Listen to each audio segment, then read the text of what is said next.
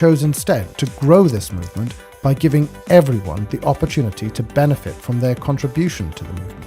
Just like being able to mine Bitcoin in 2008 or 2009, getting early access to mining the Gaju Maru now allows you to mine the greatest number of Gajus and benefit most from being part of this movement. We want to share that with you. We want the whole world to be part of this. We want everyone who cares about our future to get on board and take this from a movement to a reality. We want to see an economy for the people, by the people, now. Join us. Put your fingerprints on humanity's story, our history. Be a leader in the economic emancipation of humanity. It's simple. Go to gajumining.com, select the mining package that's right for you, and get started today.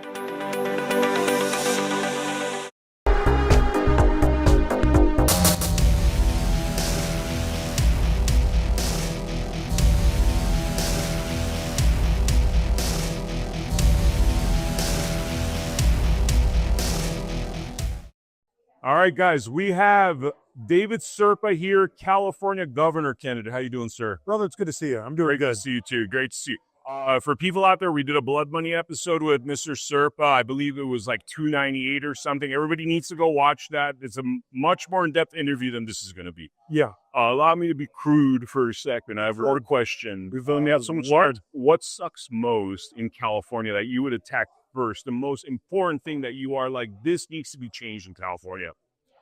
Geez, I'm going to give you a weird answer. Our apathy. Your what? Our apathy. You know, I mean, we as Republicans, we only make up 24% of the state's registered voters, and we don't show up to vote. You know, less than 30% of us show up to vote.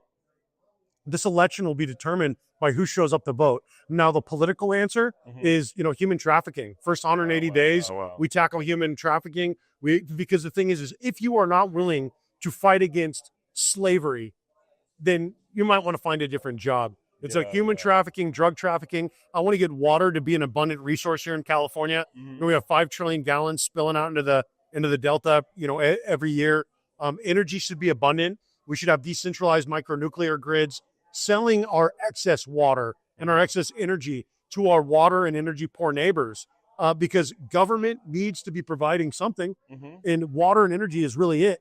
A lot of what government is involved in, they need to get out of. And in fact, some of the best thing that we could do with government is decentralize and deregulate, return power to the people, allow people to build their own homes again, allow people to, not have to follow the real estate Gestapo of all the red tape when it comes to development. You know, we've got 48 million acres in the state of California. You know, 300,000 acres of that should be opened up. And then you still have 47,700,000 acres available. And then you could build 5 new cities at 60,000 acres apiece.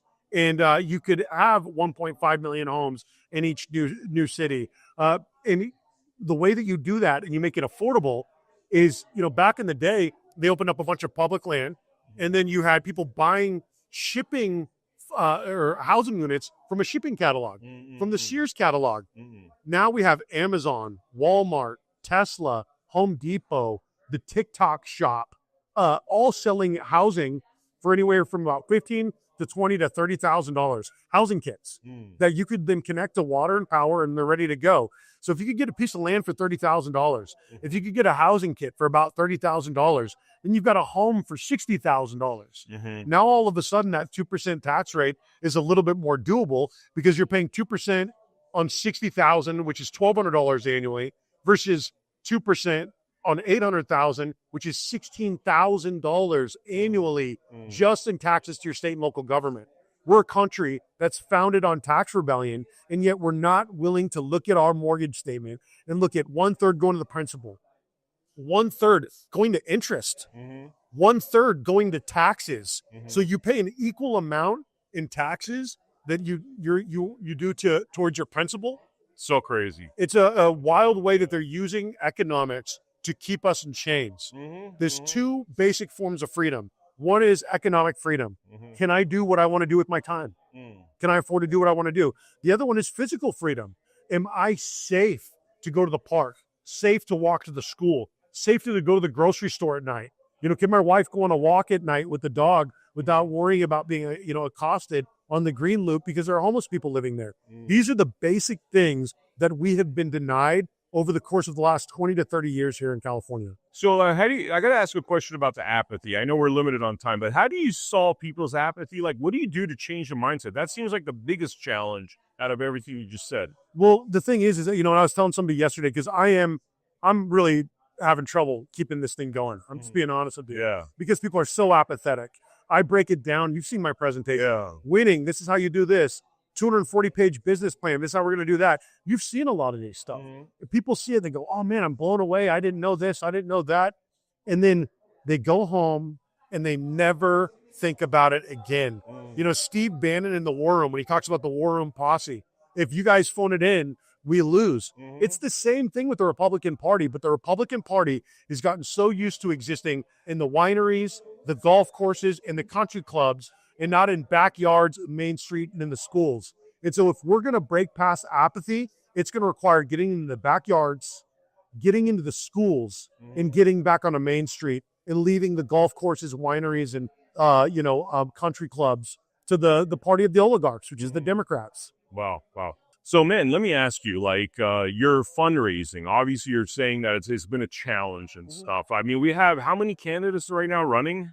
1 million. 1 million candidates. A lot of candidates, right? I have 1 out of every 40 people in the state of California. Why wasn't this better? I mean, you would think it would have been better planned, especially now that we saw what happened in New York. I mean, there's grave danger that this state falls to communists. How do you solve that problem? Well, you solve that problem by having a platform. Republicans, we get elected and we do nothing. Democrats get elected and they just start destroying it. And so the thing is, Republicans get elected, we start fighting with each other. And so the thing is, Mamdani is a reaction to things that are happening on a statewide level and on a countrywide level that people don't want to realize.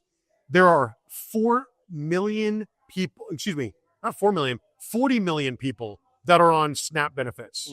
40 million people, $4 billion annually.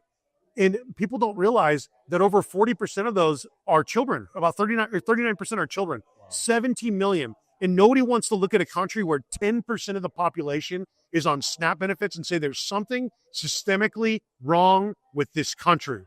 Instead, they say, oh, well, let's cut $4 billion from SNAP benefits and then send $40 billion to Argentina. And so the thing is people who are center of the aisle, center of the road, even Republicans, get frustrated when they say we were going to vote for fiscally conservative policies. And then they say, oh, well, we're going to cut SNAP. And you go, okay, well, ouch. Shouldn't we try cutting foreign spending before we start cutting domestic spending? And so MAGA, Make America Great Again, it's essentially a nationalist movement. I am a nationalist. In order for somebody like me to get elected, things are going to have to get bad. Things are going to have to get bad for somebody like me to get elected because people want a diet Republican. They want a diet Democrat. They want a diet politician. They don't want somebody with all the calories and all the flavor and all of the, the controversy to make a real candidacy something that people could sink their teeth into. Because we could win in California if we got on message. But if we keep attacking Americans while funding the rest of the world, while funding Israel, while funding Ukraine, while funding, China and Taiwan, if we continue to spend the way that we're spending internationally while cutting spending domestically, then we're going to see less Republicans getting elected. Wow. You can't be fiscally responsible here while spending a bunch of money everywhere else. I'm disappointed that the Department of Defense, and I'll end on this, has failed 7 consecutive audits. And yet we ballooned the monthly or the annual spending for the Department of Defense to $1 trillion annually. $1 trillion when they failed 7 consecutive audits, unable to account for 61% of 3.5 trillion weapons and assets that are missing throughout the globe. And so how do you lose? I'll see those trillions, man. This is not like quarters. How do you lose trillions? And it's what? The auditing. Where did it go? Where did it go? Correct. And then if you have the audit and then you realize that all this money has been missing, then you have to refer it to an attorney general for prosecution. Because if you were missing 61% of $3.2 trillion, you'd go to jail. They would knock down your door. You would not be long for this earth. They would lock you up. But our government gets to have $24 billion missing going to fight homelessness. They get to build, a few miles of high-speed rail line in none of the 30 stations that were going to be built. no repercussions. No, A lottery let's- money let's that talk was about supposed the- to fix our schools. Yeah. And where did all the lottery money go? Yeah. People need to go to jail. Yeah, this is what I was going to say. Like with the train, the rail system, why hasn't anybody gone to jail? People obviously stole money. What's going on? Yeah, well, people think that the public doesn't have the palate for it. They think that if they actually start putting people in handcuffs, that the public is going to back up, is going to be like, whoa, that's scary. That's authoritarianism. No, that's accountability. That's accountability. And if you're going to run government like a business, there needs to be accountability. Because right now, there's no accountability at the ballot box because our election system, it's not rigged on the day of the election. It's rigged months and months and months ahead of time. Because there was a famous Democrat that said like 150 years ago, I don't care who gets the vote as long as I get to pick the candidates. And that's where we're at. We have a media that picks our candidates for us. We have an establishment in the Republican Party that likes to pick our candidates for us. But the Republican Party is still a place for primaries. Thank God. The Democratic Party is not a place for primaries anymore. We saw that with Bernie twice. And then we saw that with Kamala Harris getting handed the nomination without an election process. So crazy, man. So crazy. It's like there's no rules anymore, but that's why we got to fix this. It's like there's no rules. There's so much dark money that comes into politics, and you could talk about that too. It's one of the reasons why I stay away from money in a lot of ways. I don't want people to fund something that's not going to win, that doesn't have a snowball's chance in hell at winning. Seeding capital is an easy thing to do if you have an action plan, if you've got a team behind you ready to go, and if people believe in the vision. But right now, people don't believe that California can be won, especially the donor class, which is why every one of the other 49 states treats California like it's a piggy bank. They come out here to Silicon Valley. They come out here to, Palm Springs. They come out to Orange County and to Los Angeles County. They fundraise, and then they go to their congressional districts that are more competitive than the districts that we have in California. And all of that money leaves. But the donor class is very hesitant to put a single dollar behind the candidates in California that are Republicans because they've been burned so many times before. Wow. Brother, best of luck. Thank you for running. Appreciate you. Thank you for staying in the race. And I know it's but you got a great message, dude. You got a great message, and I appreciate that you talk about accountability. I appreciate you talk about locking up these criminals. Not a lot of people do. They're scared. They think it's going to sound extreme, but I think that's what the people want. Well, $24 billion, I mean, just in homelessness that goes missing, people should be locked up. Lots of people should be locked up. And it should be done by the Attorney General. And so we need a really great Attorney General to run. And I've talked to 5 different attorneys in the state of California trying to get them to run.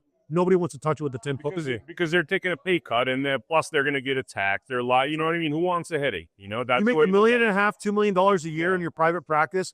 Who wants to go fight with CEQA and the EPA about development? Yeah. Who wants to go fight with the teachers union about school choice? Who wants to go fight about civil rights and civil liberties because we need to bring back institutions in order to save our streets and save these poor people that are sleeping in the streets in their own filth, addicted to drugs? That's not compassion, the way that we treat homeless people in California. That's not compassion. That's not sympathy. We could do so much better in the greatest state and the greatest country on earth. All right, guys, we are here at this amazing California governor's debate put together by Kim Yeater and her team. Big credit to Kim Yeater and her team, because if you guys see what this thing looks like, it's very professional, very impressive. Sir, you are running for governor. I am. Could you tell us what your name is? My name is Scott Shields. Scott. All right. So, Scott, I think we only have time for a couple of questions, so I'm going to keep this brief. What sucks most about California right now? What is the most horrible thing that you would want to fix first and foremost if you got into office? Well, the number one topic that I'm putting as a priority is to demarxify yourself. So that's the priority in my press release. I've been doing it for over a year in a walking trade show, so to speak, to find out if it's viable and capable of being done well before Mandami and all this. Yeah. We have to fix academia, and we have to realize that the Marxists have control of academia, they have control of advocacy, and they have control of advertising. And so as we attack this campaign, we know their playbook, and we have to be better at it on our end. My background is taking on that type of project. Tell me, what's your background? Well, basically writing assessments all my life for C-suite individuals of different sectors. Okay. And so I've had a blessed life in terms of meeting just really knowledgeable people. I'm I'm knowledgeable, but they're real knowledgeable. There's a big difference, right? So as a project manager or somebody that's leading a team of very knowledgeable people, or going into a boardroom and giving advice to a board who is obviously there for the right reason, right? Been blessed to be around some very, very extraordinary people on 65. So I've been in California for 40 plus years, since 1983. So I do know California pretty well. I know the people. I live up in the San Francisco Bay Area. So I've been in the tech sector. I still am in the tech sector. And Are you like the only non-Marxist up in the center? I mean, I joke, but it's I'll like, tell you what happened. In 2018, I was looking for a few cryptography experts for my company, and a company that I was supporting. And what I found out was a lot of number one, the kids are brilliant. I'm 65. I knew what I knew, but boy, they really are brilliant. yeah. And so what I found out was, in a lot of interviews, that a lot of them are held hostage to the Marxists for promotions, or if they said they're going to be for Trump, or they were Trumpers. There's many more Trumpers, or let's not say Trump, so to speak, but make America great again for people that understand America and the ideals of America. They get it. Even the foreigners that come in here, and most of them that I met. And so I didn't get whistleblowers. That wasn't my goal. I was just trying to recruit in person. Wasn't going to recruit the resumes. I wanted to get to know people, because it was a small company, and we weren't going to work on NDAs. We have the same why. Basically going back to the 80s. We get the same why. We go in the garage with a solution, a discovery, and try to build it out. So that takes loyalty. Yeah. Jobs had Wozniak, Gates had Allen. Everybody's got a number two. I had to go find a number two. Wow. And basically I became the number two because he was so much brighter than me. And he was younger, and I could kind of protect him in the environment. Wow. And guide him. So I do have experience. And so to answer your question, yes, there's a tremendous amount of people who are indoctrinated by what I call the mind virus of atheist Marxism. And so I called some experts in philosophy and history that I had access to, and I said, I need to start a thesis on this, and we need to start writing white papers on this. And so this was a year ago. Wow. So you guys are actually doing you're analyzing it. You're not just saying, okay, this sucks. You're more like, this is the reasons, this is the actual evidence. If you're going to educate somebody or deprogram somebody to critically think on their own, who's indoctrinated, you and I can't tell them.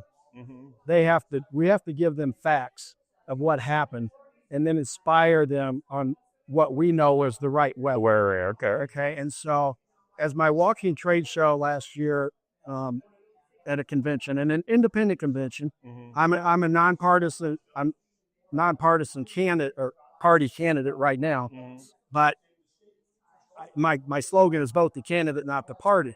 If I end up a Republican, great. If I end up a Democrat, great. If I end up independent, but vote the candidate, whatever your party preference is. And I'm here, and this has been, like you said, Kim. Oh my gosh, this event is fabulous. This is unbelievable. Yeah. Anybody that's been in entertainment before realizes the effort, the time, the talent here. So. But to answer that question, the mind virus, what we came up with, to get it simple, is the mind virus of atheist Marxism leads to the societal cancer of communism. So everybody has been saying for over a year in this media, Republicans, everybody, communism doesn't work. It's known. Well, people young don't know. They don't. They weren't there. It's crazy, by the way. When I was in high school, they taught this. I graduated in 93. Right. I don't know what happened after that, man. Communism was the big bad boy, and now... Well, I just told you. They got the atheist Marxists got control of academia.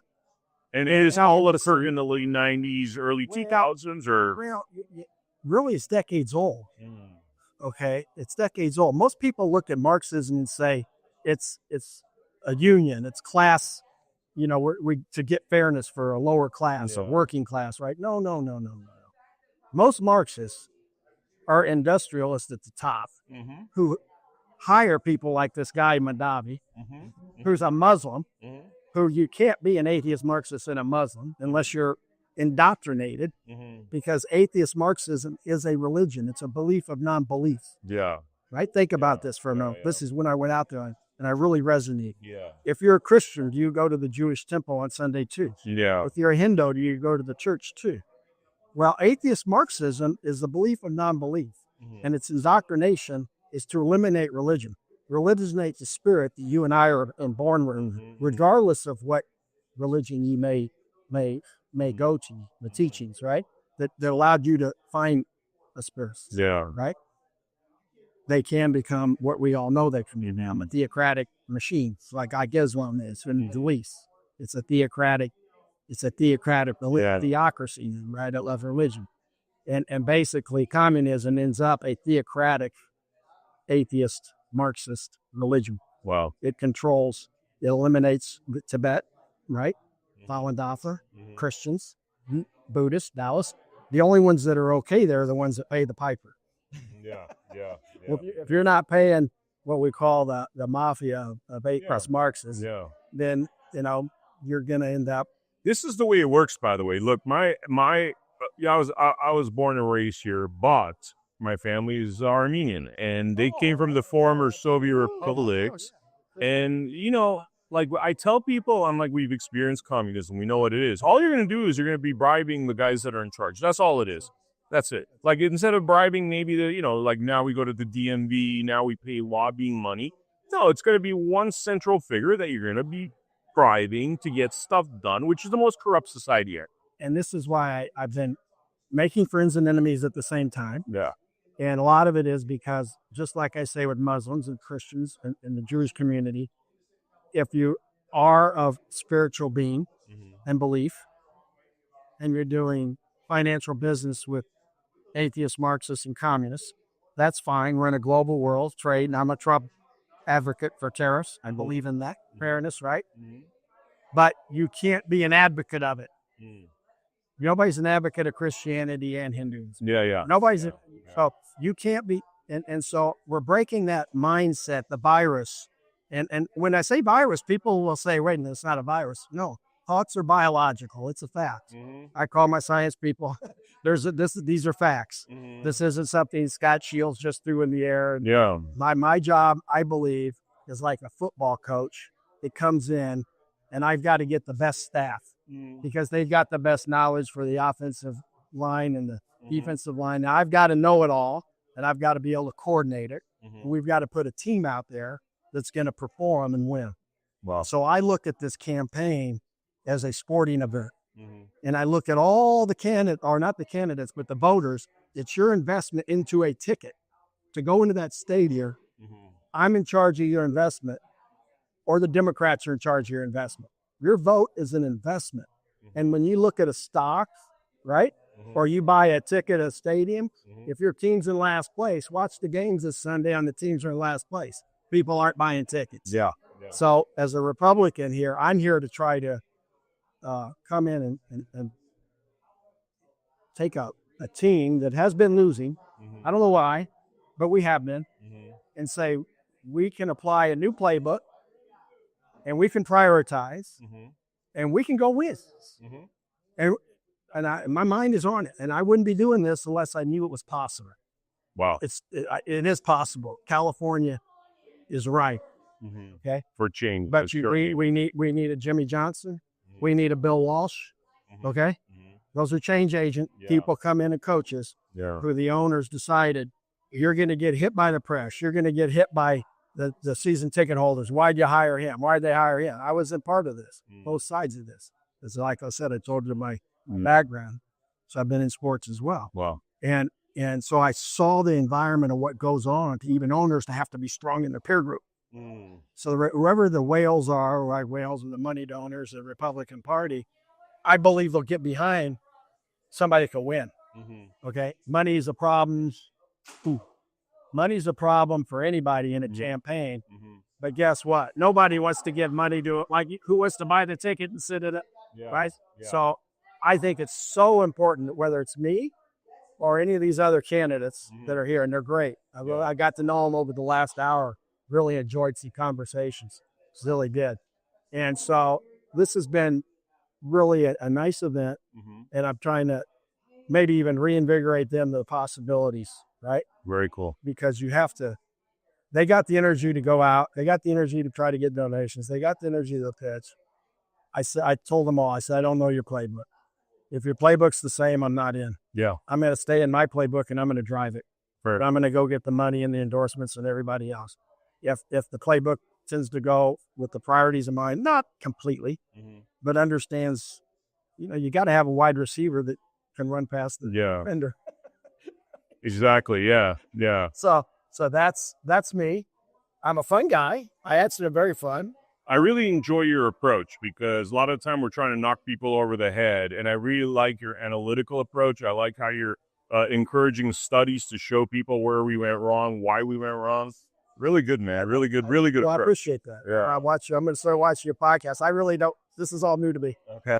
But you got a good haircut. I'm very familiar with the Armenian community. Oh, you are? Yeah, I was in Northern California for quite a while, and my son's best friend, they play tennis. And so he ended up playing Mercuri, whatever. But I got to know his parents for a while, and they're Armenian. They became one of our, I would say, 5 best friends. So I got a zoo about Armenian. He had to come here during the Iranian Revolution. Yeah, that's a nice. He was Persian Armenians, yes. He was in there. So I know a little bit about the Armenians and the good spirits. And it's great what Trump's done with Azerbaijan and Armenia. Yeah. First time maybe peace. Yeah. So that's another reason I'm a Trumper. People say, I'm a MAGA for sure. But anybody that doesn't understand that the commander-in-chief should be trying to get peace in the world first, all these other things I'm going to be talking about and everybody here, if we don't have peace, we can't implement anything. Yeah. And so we really have to do it on the micro level of California too. I do cross the aisle well. I'm a Maha person. Maha, yeah. My campaign is a Maha, mega Maha campaign. I think that's the way you get a lot of the nonpartisan votes, plus Democrats that are tired. And then obviously we have to revigorate the Republicans who feel we can't win. But I believe by March, if Republicans feel there's a candidate that can win, they'll show up. Yeah. They'll buy the tickets. All of a sudden, their team got in the playoffs. Those tickets become hot, right? Yep. So it's the 5 million nonpartisan, partisan individuals we gotta work on, and they're open. I've done that. I'm out there, especially Bay Area. Most people are independent thinkers. Wow. They're really not tied to that leftist. Yeah. The leftists are the elites. Yeah. And I've actually moved some top tech people. I give Nicole Shanahan a lot of credit. Very brave. First one out. When I wasn't working with Bobby, but I was supporting. Nicole Shanahan took a lot of hits. By people that don't know her, she was the vice presidential candidate of Robert Kennedy. Yeah. And she came out of the tech sector, married to the Google big guy, Sergey, right? And so what happened was, she came out and exposed a lot. And it really, there's a lot of tech people in that circle now that respect her on what she did because they're seeing she was telling the truth. Wow. And so we can get a lot of top tech people on our side too. But we got to get Trump, we got to get Bobby, and we got to get election reform. We got to make sure the elections aren't fraudulent. So Leo is running for California governor. Leo, Zacky, entrepreneur. I mean, just let's roll with it. My big question that I'm asking everybody, because we are limited on time here, is what is the most important thing? What is the thing that you think sucks the most about what's happening in California? The one thing you would attack first and foremost? Oh my God. Look, water is the number one issue, but I'd say that we're not coming together as Team California. More importantly, trust me, water is the number one issue, but the fact that we don't have these leaders that are actually trying to do right by all the people, and they have us divided into partisan politics. That's what's killing the state more than anything, because it's you're a Democrat, you're an idiot, you're a Republican, you're a racist, and that's the end of the discussion. Nobody's actually trying to do and talk about what's actually best for everybody in California. And it's not about the party lines. I mean, think about how bad things are here in California. Yeah. It's unaffordable. The education's in the toilet. We live in a police state here. It's untenable. You can't keep the money you earn. You can't start a business even if you did have money in the first place. You can't afford the food. The rent's out of control. It's just one thing after the next. Then people are fleeing. And so it's about coming together under a leader that wants to do right by everybody and work with the legislature and help cultivate the Team California mentality. Excellent, excellent. Now, in terms of number 2 and 3, next 2 things that you think are very important to address. So, I mean, water is the biggest issue. Like I was saying, we're in a constant state of perpetual man-made drought because we are not utilizing our resources efficiently. We have been approved for desal, but regulatory bodies like the Coastal Commission flock that. We should be building reservoirs and dams, but we're blowing them up because if environmental, feel goods, it's the ecological. Please, what happened to the people? You care about bringing back salmon for 300 indigenous people, but you'll blow up a huge water reserve and hydroelectric federation for what? I mean, what about the rest of us? Don't you care about the people? And our farmers need that water so they can grow the crops at scale because they're not getting the water that they need to survive. And so the small mom and pop farmers that have been operating for 5, 6, 7 generations or 4 like mine, we get crushed under the weight and we have to sell. And then a big conglomerate comes in and buys the land and then rips all the stuff out just to take the water and use it on their crops elsewhere. And then the crops that are still that are able to grow, they have to use glyphosate and all these other herbicides and pesticides. And so you get poison in the food. You can have abundant, cheap water that supplies all our farmers, that's cheap for our utility bills, that we can build out so much that fighting fires becomes a thing of the past. But most importantly, we can export it to create an additional revenue stream to bring money into the state that's not from your tax-paying dollars. When you think about it, 50% of your money is taxed in the state, 35% to the federal government, 14.9% to the state, and that's before we get to other taxes, right? Out the gate. You work 40 hours this week, guess what? Government just took 20. That's unacceptable. Crazy. That's so crazy. I can't believe that's even a reality. Now, tell me, why do we have a lot of governor candidates? Yeah. Tell me, what are your qualifications? What makes you most qualified for this position? Well, my background in agriculture and big business and manufacturing.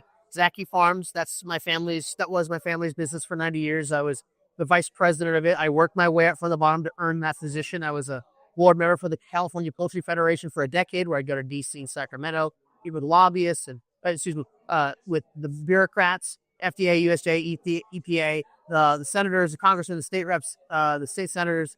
And I got to meet these people. And I know firsthand that they don't care about you or your business or your family. And they're really stupid. And it was an eye-opener for me. So having those experiences, plus the success I've had in business with the companies I also own, where we do plastic waste conversion, because I care about the environment. Take plastic waste. We have the proprietary means. We build the machine that converts it into graphene nanotubes and carbon black material, which is awesome for electronics and for making alloys. And then also with another company that I have where we take the stem cells from plants. We put them into what's called a reactor. We allow them to replicate, and it creates the entire protein spectrum of almonds, agave, sugarcane, and peas. We're working on a whole bunch of other stuff. Only plants, no weird lab-grown meat stuff. It's a whole protein spectrum plus branched chain amino acids. We can do it with a fraction of the water and a fraction of the time to provide quality ingredients to help provide a more stable and affordable food supply that's less water intensive. So these are some of the things I've been doing. I've had real estate, commercial and residential, dealt with the nonsense when it comes to that. Through the restaurant business, dealt with the nonsense with that. Had a liquor license, dealt with the nonsense with that. So I have these experiences, but more than anything, I have a plan for all of this to help fix the state for everybody and bringing us together.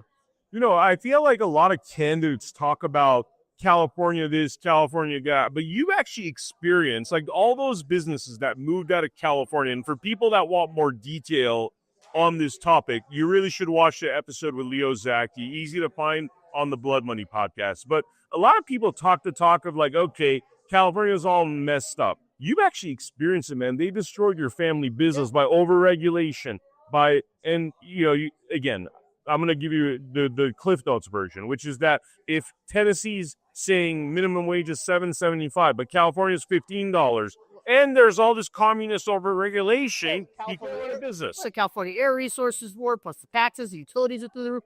41 cents a kilowatt hour for power in this state. But in other states, 4, 5, 6 cents.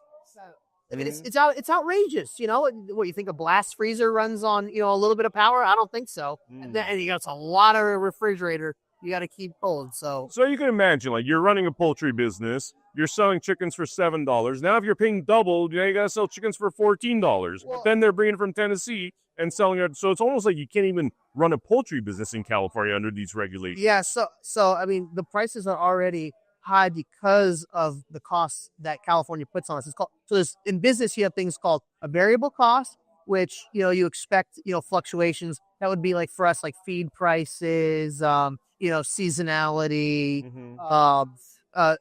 those are, you know, packaging material. Those can have variable costs. Then you have your fixed costs, right? Fixed costs are things like insurance, wages, utilities, taxes, you know, the things that you don't expect to go up by 50% ever. You don't, that's not built in. And labor, for example, is 40% of your fixed overhead costs. So when it goes up by 50%, like it did here in California in 2016, how am I supposed to turn a profit? Well, I have to raise my price of my product, but it gets to the point where it's so much cheaper to truck it in all the way from the other side of the country, or worse yet, bring it in from another country to sell here. And how can I compete on a global market? I can't do it. And so I can't make money, which means I can't employ these people, which means I can't keep them, you know, I can't help put food in their mouth and the lights on in their home or pay their rent, or, you know. I guess it's almost like your experience. You've seen the problems. You know what in the old adage is like, you know where the bodies are buried. Yeah. Exactly. But that's the thing. But that's the difference. See, people are in this race for the most part. The big important part. For the most part, are in this because they actually care and are frustrated, and I understand this. The difference is that I actually have a plan forward. I'm living proof of the failed policy here in California, and I know how to get us out of this mess. I need your help. I can't do it alone. Polls mean nothing. We've learned that lesson in 2016. They mean nothing. Okay? Don't just get on the wagon because everybody else is. If somebody told you to jump off a bridge, you know, everybody's jumping off a bridge. Did you do it too? I mean, come on. What's the logic in that? Use the time that you have to vet the candidates, and I'm telling you, you will find nobody better than me, more qualified than me, and with a bigger heart than I do. Yeah. I'm here for everybody. I was, you know, just in closing, I was actually blown away because, you know, if you look at it from the outside, people think, oh, Leo Zacky comes from the famous Zacky family. But, man, your grandmother put you through the hard knocks. Oh, yeah. Like, I mean, you're 15 years old running around with her. People are at the playground or messing around. You're in Sacramento. Yeah, she's dragging me to D.C. and Sacramento and taking me in front of these, you know, big officials, and I get to experience all that. And I'm going to these different events and conferences in the food industry, and I'm meeting all the people, and I'm, you know, I'm learning to shut up and listen and, you know, meet people and how to be operating those areas. And then at 18, the California Poultry Federation invites me to be a board member because I've been hanging around them and all that. And I get to, you know, be a part of that and help protect the industry in California. So I've been doing this. I need to be able to do this in California for everybody and not just one industry now. It's time to take the fight to these corrupt politicians and tell them enough's enough. We need a regular person who cares and who knows. And that's me. We're here with Daniel Mercuri, who's running for California governor. We don't have a lot of time. They told us this got to be quick. So I'm going to ask you one question. Let's roll with it. Okay. What sucks most about California that you would want to fix? Like the first most important thing? For me, one of the most important things is being a father, being a dad, you know, a parent, is child sex trafficking. I'm really exhausted with, you know, the indoctrination with our children, the egregious laws that protect, you know, the predator and not the victim. We're criminalizing the victim and victimizing the criminal. And, you know, everything is backwards in the state of California, and our children are being exploited top notch, bar none in any other state. And it begs the question, why are our legislators and why are executives and chief executives of the counties not enforcing to ensure that we protect, you know, our future posterity? Why are they not engaging to ensure that the innocence, the most of the innocence of us, is highly protected? And yet, for whatever reason, when I do my research, it's because there's profits to be made, right? When it comes to child sex trafficking, it's over $150 billion underground industry when they put it together. So it's something that they want to perpetuate. It's this vicious cycle to keep something going because, well, you know, it tells you that we have a lot of vile, evil people in our hiding behind the walls of our government institutions. Mm-hmm. And it begs the question is how did we get here? And what are we going to do about it? And really, in part, it's an abrogation to the laws of nature and nature's God, meaning that when a new life is formed under the laws of nature of XXXY chromosomes, right? That life in the womb has rights. It is government's responsibility to ensure that life prevails. And when life is being diminished, life is being exploited, when the education of our youth is being indoctrinated to hate their own country, to hate their own flag, to hate the people who have gone to protect this. We're in a backward government that is utterly trying to destroy this nation through Marxism by way of what's called Fabianism, meaning communism wants to destroy everything. But Fabianism wants to do it in a softer approach by way through your legislation, which is what they did back in the day to ensure that communism was still achieved, but it was achieved through a softer approach through buyouts. And of course, what do we call it today? Well, today it's called lobbying.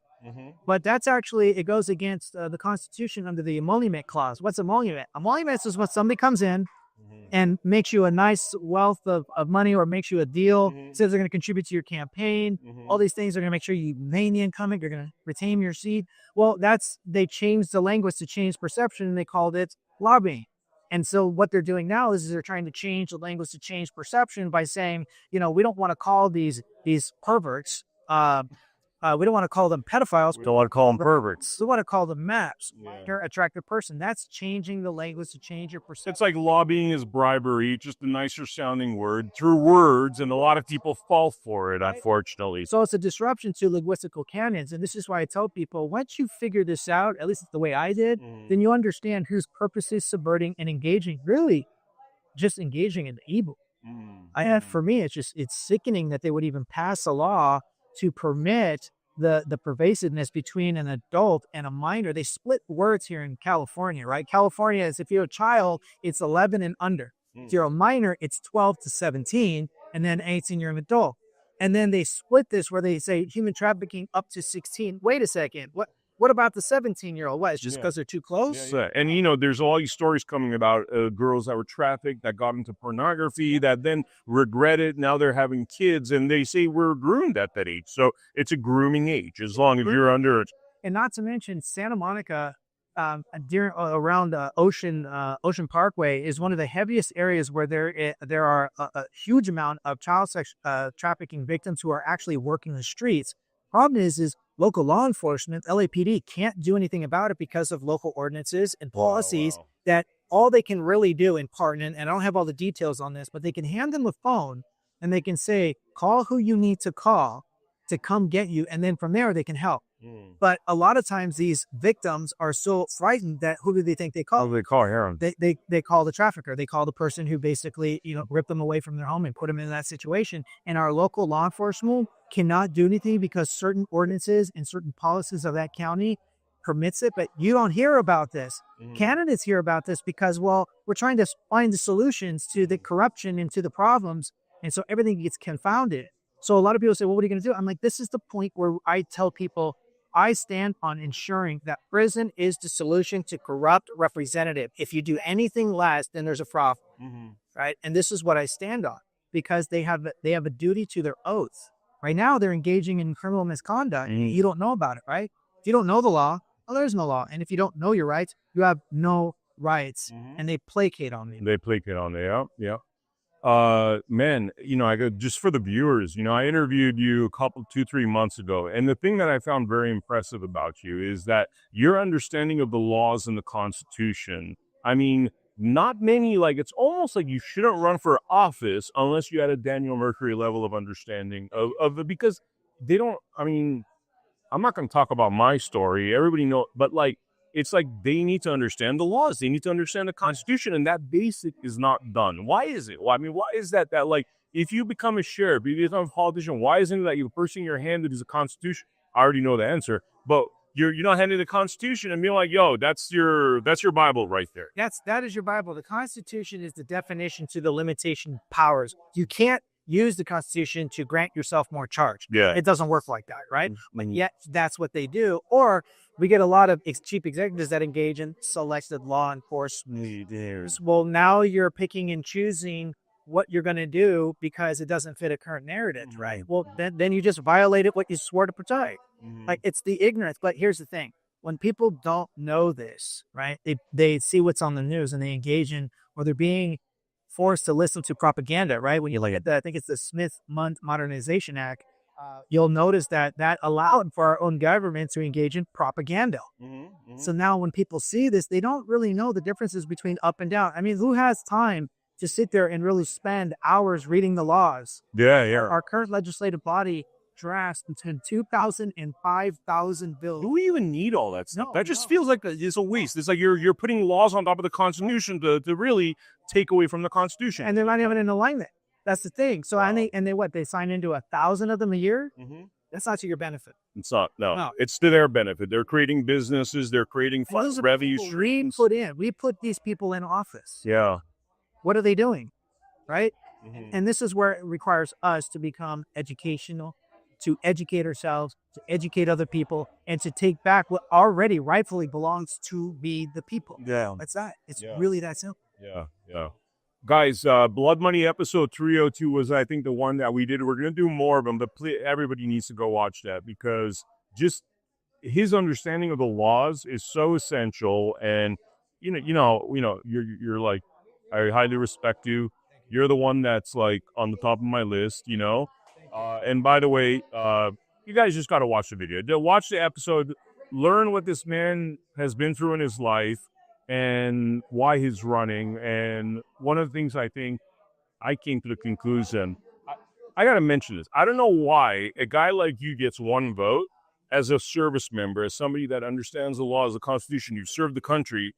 And then the guy that wants free stuff in New York gets the same vote. That, to me, I'm all for voting, but something seems off with that, man, because I don't know. I feel like we're voting in people that don't understand the laws, and that is a dangerous place in our country. But Ryan, how you doing, sir? Doing good, man. Good seeing you. Great having you here, man. So you announced that you're running for governor recently. I did. Okay. I got to ask you, what is your top line issue? What is the most important thing that we need to address with this governor's race coming up, and hopefully having you be the victor of this governor's race? If it was up to me, if this election was about Ryan Tillman, it would be public safety. I've been a police officer for 13 years. I understand it like the back of my hand, and I recognize that public safety and quality of life are one of the most biggest issues in our states. However, it's not about Ryan Tillman. It's about the people. One of the things I recognize is that the economy drives everything else. As an officer, when I would go on the streets and I would see people that were homeless, see people living out of their cars, see people that were addicted to drugs, I realized a lot of it is an economy issue. People can't afford groceries. People can't live anywhere. So as governor, one of the first things we have to do is we have to be able to stimulate our economy, bring more revenue into the state. If you bring more revenue into the state, it drives the prices down and it makes the quality of life better for everybody else. Wow. We're talking off camera about the issue with families and the fact that, we're encouraging people to have abortions. We're encouraging people to build families. You made a very insightful statement. Do you mind talking about some of your experiences with the destruction of the American family and what you observe as being an issue? Yeah, so I had the opportunity of going to San Quentin prison about 6 months ago. When I was in there, I was talking to a lot of the inmates, and I talked to about 4 inmates. And one of the things that kept coming up was that all 4 of these inmates didn't have a father in their life. Wow. And when I asked them the follow-up question, I said, do you believe that had your father been in your life, do you believe your circumstances would be different?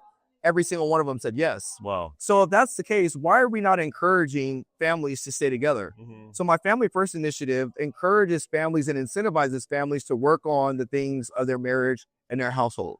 I've been married for 13 years and I love my wife, but it hasn't always been an easy road. So if the government can provide certain resources and opportunities to help those families stay together, it's going to increase the likelihood that those kids stay out of trouble. It's going to increase the likelihood that those kids are successful contributing members of society, but also it's going to reduce the quality of life issues that everybody else is having as Californians. So they obviously discourage us against family. They want us to get abortions. They make it sound like, especially on the left side, they make it sound like there's something wrong with the nuclear family. We've been indoctrinated to believe this stuff. Unfortunately, what I realized is, there's a gentleman here named Adam Vina who hasn't seen his kid. I don't know if you met him, but like the kid's being transitioned without his consent to boy to female or whatever they call it. and totally out of his hand. You know, we hear about these like alienation stories because of family law industrial complex. Tell me, like, how do you solve that issue where modern day men, people aren't getting married anymore? They don't want to get married. We've all heard the horror stories. She took all my money. She took my kids. How do you solve that issue? Number one is we have to stop demonizing men. Yeah. Don't get me wrong. I love our women. I love my wife, and I think women are a necessity. That's why God created women. But what we've done is we live in a culture now where we demonize men. So we have to encourage men to step up and assume those roles that they take on. So if you're going to be a father, act like a father. Number two is we have to stop incentivizing people to go out there and have abortions. Look, they always bring up the idea, well, what happens if somebody's raped? I understand all that. But what we're not doing is we're not being proactive in teaching people the dangers of having unprotected sex. We're not teaching people the dangers of what happens when you go out there and sleep with multiple people, men and women. So I would like to educate our kids proper sexual education, not indoctrinational education. And I believe by doing that, what's going to happen is you're going to start to see a tide turn where people aren't even going in there to get abortions because they're not pregnant anymore. The other thing that I want to do is I want to make sure that we start getting back to the basics of our state. Let's get back to reading. Let's get back to writing. Let's get back to history, as opposed to pushing a lot of these political and cultural agendas. So that way we can indoctrinate our children. I met Adam Vina, and I feel my heart goes out to him. And the system has demonized him as a man, and that's why he's in the situation. I do believe that he has better days ahead, and I believe that he will see his child one day, but it takes a lot of good leaders in order to move that in the right direction. Wow. What do you do about the judges that are these political activist judges that look at you and rather than saying, okay, law, we're going to decide this based on law, they look at you, they say, oh, that's a man. Man is evil because I went to this liberal arts university and, every man's toxic. What do you do about that entire generation of judges? It's a great question. You know what's funny? Let's look at how they select juries. You ever been to go on the jury duty and you have to fill out that whole big long form about all these different things. And if you have any level of biases, what happens? You're not selected. Yeah, exactly. Why can't we reevaluate some of our leaders like that? As a leader, we have to do our best job as being unbiased as we can. I built a brand called Breaking Barriers United. It was centered on bridging that gap between law enforcement and the community. The only reason I've been remotely successful in doing so is because I have to call balls and strikes. A lot of our judges are biased. They're very biased, and they don't call balls and strikes. They only call what fits their initiative. So we have to create parameters and methods in place that can look at who is going to be the most unbiased official that we can put in this place that can see both sides of it and call it the way it should be. Wow, amazing. So you're talking about actually testing them. There's a lot because they take these judges, they give them 1 month of, and I don't even know what you learn in 1 month. They give them 1 month of training. It's not like you're going to learn the Constitution. A lot of them don't even know the Constitution, especially in family law. It's like they ignore it completely. Like there's no life, liberty, pursuit of happiness in family law, unfortunately. It's one thing to be able to pass because you know the information, but it's another thing to actually be a good human being. And I think sometimes we miss the latter. There's a lot of good educated people out there, but unfortunately they don't possess common sense, or unfortunately they're not doing what's right for the best, for what's best of that person. So I think that it requires a dual qualification to say, yeah, you qualified on paper, but are you the one that's best fit to serve our community because you're able to see both sides of the equation without forming a bias? Excellent. Now, got to ask you about your skill sets. Do you have a very special skill set that when we first met in Sacramento, you were telling me that you do a certain job that you think would be very helpful, a skill set to have as governor? Tell us a little bit about that. Yeah, so I believe one of my skill sets is being able to be a leader and identify talent. I think last year when we watched our national presidential election, I think we got it right there. You saw a lot of different candidates pulling together, and eventually they all basically came behind one man. And so it's my job as a leader to find the right people with the talent, put them all in a position to win. Wow. Awesome. All right, guys, we are here at the California Governor's Debate with Leo Naranjo, the fourth. Yes, sir. First. Wow, the fourth. Awesome. Sir, one question I've been asking, because this is kind of like a speed dating thing. They want to move as quick. What is the first thing? What is the thing that you think is most horrible about California that you would want to address first and foremost once you were in the governor's office? Day 2, we're going to remove sanctuary state status out of the state. First and foremost, out the gate. We're gonna roll back Prop 47. We're going to send that right back to the legislature. We're going to make them fix the laws so that crimes don't go all into the miscellaneous column. There's actually penalties for if you do certain crimes. The next thing I'm going to do is I'm going to forewarn the legislature this. Right now, you guys have had years of habits of taking 5,000 bills, just to use a number, taking 5,000 bills and dumping them on the governor's desk at the last minute. I'm going to let you know now. You're going to do that to me one time.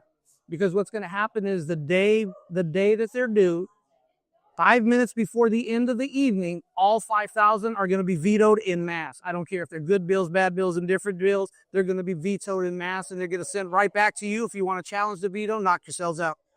Why? Why? Why veto them? Why veto them? Because the legislature has an entire year to pass bills so that people can go through them and make sure they know what they're signing. The days of the rubber stamp, we let the time go by, it automatically becomes law. This is how the doofy bills that are getting passed right now are getting passed. While the governor's pretending to be president, the legislature's going crazy. That's what they're doing in mass. And the other thing I want to get rid of, and thank you for bringing up the topic, gut and amend. So I don't want to see bills come across to the governor's desk that say we're here to save kids, but inside the bill we've removed those portions of saving the children, and instead we want to grow more marijuana farms, and then we pass it off as a different bill. We need to stop that process of gut and amend, and I'm going to work with the legislature to do it, and I'm also going to work in trying to force it to be done correctly. But if you want to pass the bills and you want them signed correctly, start taking that year that you have to do it adequately and send them over rationally, but you're not going to paper dump 5,000 on my desk, go home to celebrate your vacation, and think I'm just going to let them roll in and hurt the citizen. In mass, vetoed. That'll be a one-time shot they do, and they'll fix it from that point. Wow. Okay, so let's talk a little bit about your experience, because you have quite a bit of experience. What qualifies you for the governor's position more so than anybody else? 15 years retired service. That was retired out of the Army. Finance was my specialty in there. I became what today's language would be referred to as a GOAT, utilizing the Army payroll system. When it came to finding money, I could take in a room like we have right now, figure like it's a club with the lights, the music, and loud pounding. It only took 3 words for me to pick up on a soldier that was about 40 feet away from me. Fraud, overpaid, or what rank he was. 6 months later, that person ended up owing the government $2,000 because I dug him out of the woodwork. Wow. Can I find money? Yes, I can find money. Can I find air? I can do that as well. I've also been in the franchise task board for 4 years. I've been with the County of Sacramento welfare system for 11 years. So if you want to talk SNAP benefits and what they've been doing with that program in California, we can have that discussion. But I can almost assure you there are folks who don't want you to know what I know on how they used to run it. I was also in 6 years with the Bureau of Reclamation. So when we start talking about water issues, we have to bring in the feds, we have to sit down with state, and then we have to find out from the farmers and those impacted, why isn't that water being delivered, get that fixed and resolved, and then we move through. Wow. What makes you qualified to work with, you're working with a lot of people. You're going to deal with like a lot of Democrats that aren't going to be necessarily into the idea of helping your agenda. What do you do? How do you work with these people? I've had the ability to work while I was a union rep with hostile management, hostile legislatures, hostile union members, and yes, even some hostile coworkers on trying to put forth something that was beneficial for the workforce and the working environment as a whole. How do I do that? You have to stay steadfast in what you're trying to do. You have to get those folks to understand what it is you're trying to do, and you just keep going at it. You want to have conversations, we'll have the conversation to talk. I can see and understand 2 different viewpoints, but at the end of the day, the governor makes the decision, not the unelected bureaucrats that we're allowing to make decisions for today. Excellent. Is there anything we didn't talk about that you want to mention before we wrap it up? Offhand, there's nothing that really comes to mind at the moment. We're getting slammed left and right. I will say this, however, first and foremost, I'm running for the citizens of this state. I want folks to understand and know that's probably the only candidate on the trail right now of any party that's trying to run first and foremost for you, the citizens of this state, not another country's citizens, California citizens, and we're going to start putting them first as opposed to the what they always like to say, stakeholders. Who the hell are they? If it's not the citizen, then that conversation is thrown out. Wow, excellent.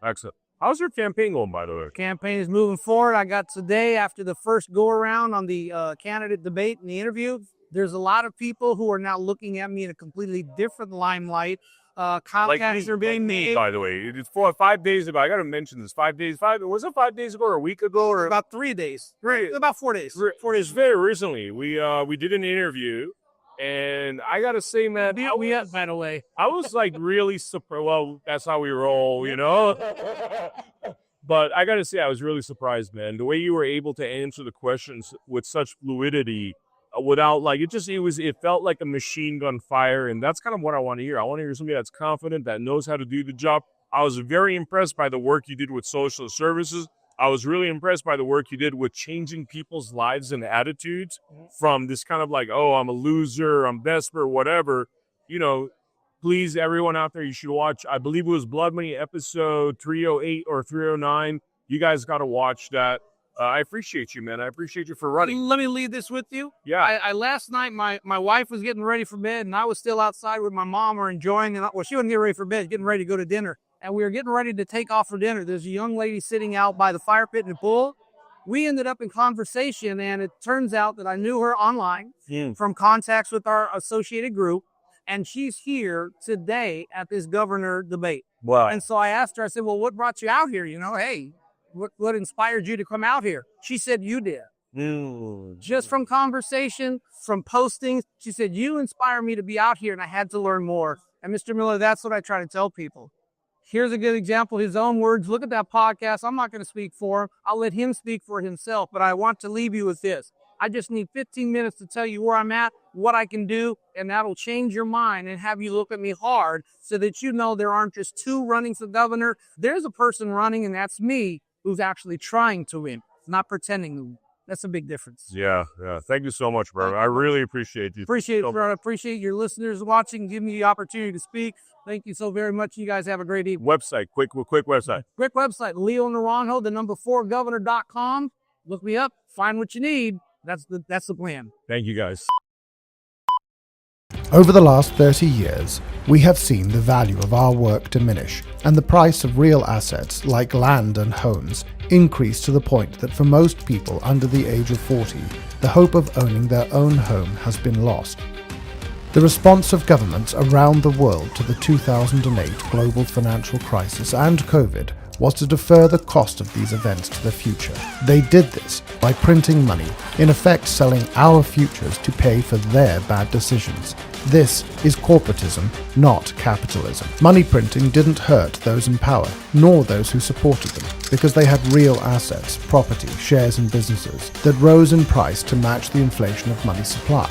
But for most of us around the world, it sold our future for a fraction of its value. In response to this, a mysterious figure known as Satoshi Nakamoto created Bitcoin. He wanted to create a currency that could not be printed on command, thereby devaluing our labor. A currency that could be traded electronically between people without intermediation, allowing all of us to participate fairly in the economy. But if you tried to buy your groceries with Bitcoin, you'd stand at the checkout for at least 10 minutes, probably hours, waiting for the transaction to process, and the fee would cost you more than the carton of eggs and bag of apples. Bitcoin's limitations meant that it stopped being considered a currency in 2016 and was instead called a store of value. But it opened the door for someone to create a genuine currency that nobody controlled, but everyone could use. That someone is us. We created the Gajumaru blockchain and the Gaju currency.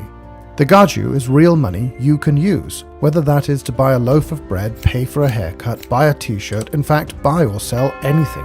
It is a currency for everyday use. On Gaju Market, anyone can buy and sell any legal goods or services, just like you would on eBay, but at a fraction of the cost. Like Bitcoin, Gajus are mined on a computer.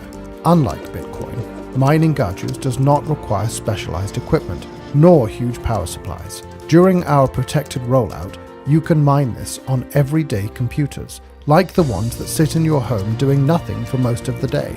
We are working to get millions of people like you to mine the Gajumaru and be rewarded with Gajus that you can then use as real money. At the end of 2026, the Gajumaru will open to public mining.